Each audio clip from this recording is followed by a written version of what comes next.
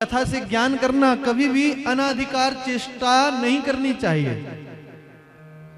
जब हम अनाधिकार चेष्टा करते हैं तो वही मुख्य कारण होता है हमारा गिरने का। ये कथा केवल त्रिपुरों की नहीं है, ये हम आप लोगों के लिए कथा है।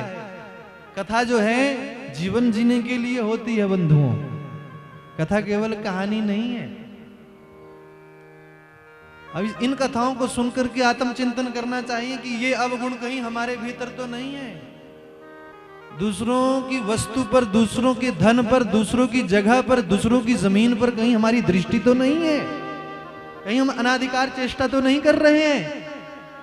अगर हम अनाधिकार चेष्टा करेंगे तो उसका परिणाम भुगतना पड़ता है। परिणाम बंधुओं कौरवों ने की, और परिणाम क्या हुआ? 100 थे, 100 के 100 मारे गए। बोलो शंकर भगवान की। पांडवों ने संतोष रखा, 5 थे, 5 के 5 महाराज जीवित रहे। अनाधिकार चेष्टा नहीं होनी चाहिए। जिस वस्तु पर हमारा अधिकार नहीं उसकी ओर हमारी दृष्टि भी न जाए। और इन दैत्यों का यही सबसे बड़ा अवगुण है। ये क्या करते हैं? बस जहां भी देखो जगह खाली है, कब्जा करो। बोलो शंकर भगवान की।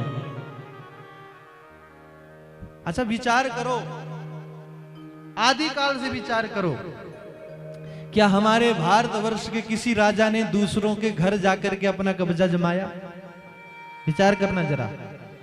है कोई ऐसा इतिहास कि हमारे देश का कोई राजा अभी से नहीं, मेरे प्रभु राम जी से लेकर के राम जी के बराबर राजा न भूतो न भविष्यति।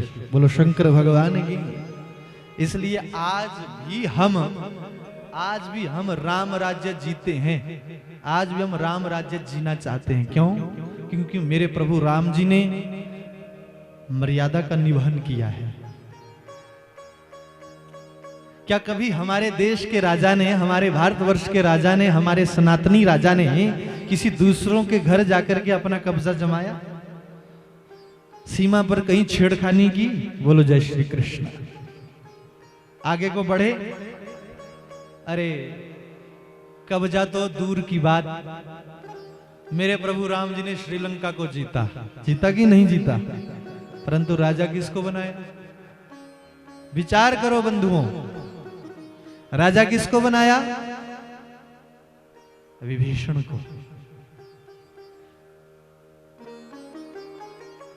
यहां धर्म है, यहां मर्यादा है, यहां दूसरों का नहीं हथियाया जाता, यहां दूसरों की वस्तु पर दृष्टि नहीं रखी जाती। जो जिसका है उसका है, जिस पर जिसका अधिकार है उसका ही है।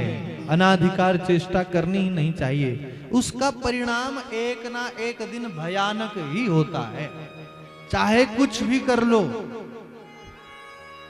करोड़ों उपचार कर लो, पर एक ना एक दिन धर्म ही अपना परचम लहराता है। बोलो शंकर भगवान की जय। एक ना एक दिन ऐसी दिव्य विभूति धरा पर प्रकट हो जाती है, फिर वो निर्णय करती है। वैसे भी हमारे धर्मशास्त्र गर्ज गर्ज करके कहते हैं, यदा यदा ये धर्मस्य ग्लानिर्भवति भारत। हे भारत, जब जब भी इस धरती पर अधर्म का बोलबाला बढ़ता है, तदात्मानं सृजाम्यहम्, तब मेरा सृजन होता है। मैं आता हूं और फिर व्यवस्था स्वयं बनाता हूं। हमारे पुराणों में तो भविष्यवाणियां हैं बंधु।